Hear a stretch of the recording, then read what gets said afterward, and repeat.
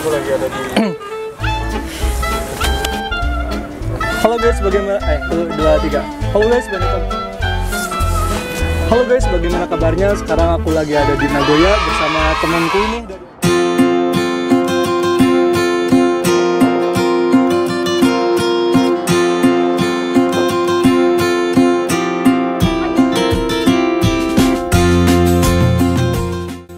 Halo guys, bagaimana kabarnya? Sekarang aku lagi ada di Nagoya bersama temanku ini dari Indonesia dengan Kang siapa? Ferdian. Kang Ferdian. Kang Ferdian ini temanku dari LPK KMI dulu nih di Cianjur.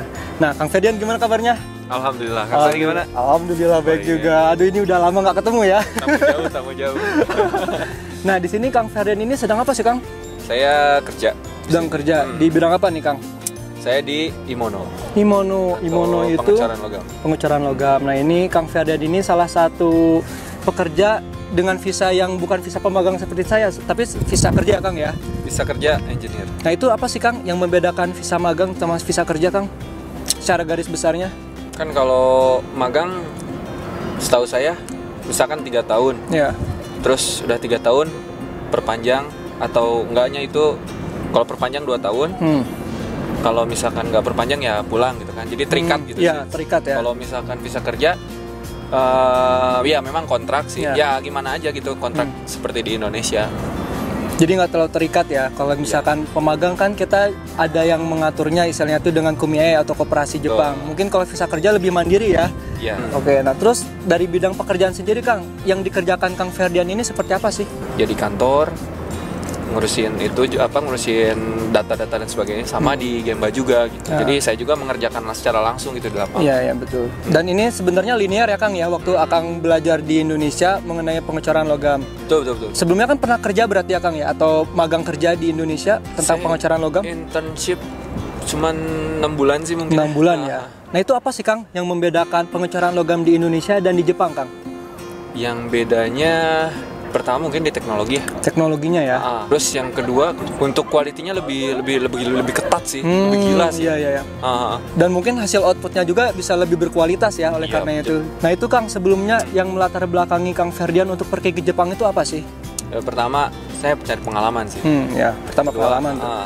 Kedua ya cari modal. Intinya modal. Betul. Nah, masalah modal nih, berarti kan Kang Ferdian untuk mengumpulkan modal itu dapat dari gaji nih. Kira-kira gaji visa kerja itu berapa sih, Kang? Kira-kira, Kang? Oke, jadi kalau gaji pokok ya? Ya, gaji pokoknya deh. Oh iya, ngomong-ngomong kalau di visa kerja itu kita gak dibayar per jam ya? Tapi langsung per bulan ya? Perbedaannya dengan gaji pemagang sama gaji visa kerja nih. Tapi mungkin ada pemagang juga yang digaji per bulan. Oh iya, mungkin ada juga ya? Ada. Ya. Kalau Kang Ferdian sendiri ini bisa rata-rata berapa, Kang, tiap bulan? Kalau saya kan biasanya kalau 1 bulan itu 21 hari kerja. Iya. Itu per bulannya sekitar 210.000 yen.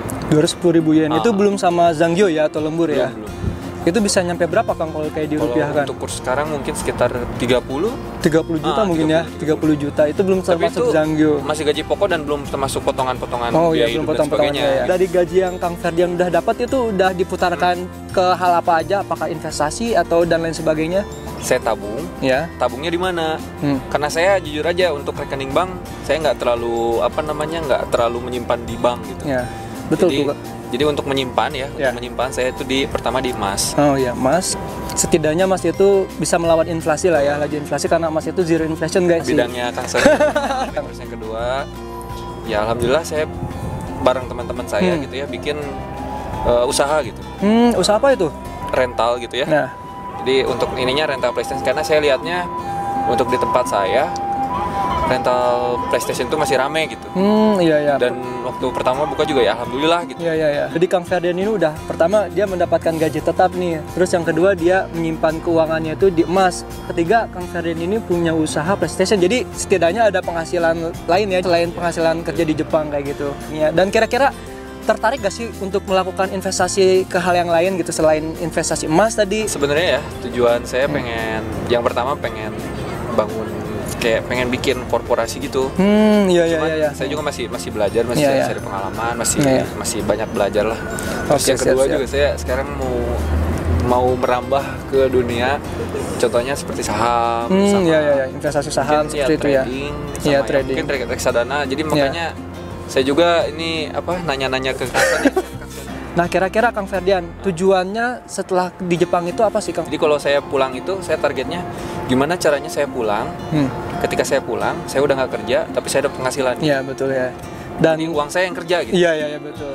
Jadi itu sebenarnya kayak prinsip investasi juga ya. Jadi istilahnya tuh pada saat kita bekerja itu, ya kita bekerja untuk mendapatkan uang gitu kan. Tapi pada saat kita berinvestasi itu, biar uang yang bekerja untuk kita. Saya prinsipnya, jadi untuk keluarga, ya, terus betul. Kehidupan pribadi, misalkan terus agama, jadi harus seimbang. Iya, betul banget. Itu saya belajar dari guru saya, dari sensei, dari sensei. Gitu. Oh, mantap. Jadi beberapa pilar kehidupan itu kita harus seimbang. Iya, harus seimbang. Ada gak pesan-pesan yang ingin disampaikan untuk teman-teman yang mau pergi ke Jepang nih, terutama yang ingin magang kah atau visa kerja kah gitu? Apapun itu, misalkan untuk magang atau untuk kerja gitu, visa kerja dan sebagainya. Yang pertama sih harus serius, 100% gitu. Jangan setengah-setengah. Terus yang kedua ya kalau udah ada tekad gitu ya, cari koneksi atau cari jalan. Ya, jalannya bisa banyak, bisa dari misalkan LPK atau yang nasional mungkin seperti GIEK dan sebagainya gitu ya. Atau mungkin langsung mandiri, misalkan ada kenalan di Jepang, cari lowongan itu juga bisa. Terus yang ketiga, pelajari bahasa dan budayanya gitu. Jangan sampai kita pengen pergi ke suatu daerah yang kita belum pernah kunjungi ya. Jadi kita juga harus tahu tentang daerah itu gitu. Ya, betul banget. Dan minimal bahasanya lah. Ya, minimal bahasa itu penting banget ya guys ya. Apalagi buat kehidupan di sini, teman-teman perlu ketahui bahwa mungkin kalau di luar negeri seperti negara Amerika atau Eropa itu bahasa Inggris itu udah hal yang mutlak ya, istilahnya tuh teman-teman bisa berbahasa Inggris berarti teman-teman bisa hidup di sana. Tapi kalau di Jepang sendiri walaupun negara maju, tidak semua orang Jepang itu bisa berbahasa Inggris ya. Untuk hal yang sangat berkesan nih Kang selama di Jepang ini apa sih Kang? Pertama, orang Jepang tuh waktu, pengaturan prioritas. Ya, betul. Jadi bisa gitu mereka. Jadi ya itu saya masih belajar sih di situ. Satu lagi, intinya berdoa, banyakin sama berdoa. doa orang tua. Oh iya, betul banget, itu mujarab banget ya Kang ya.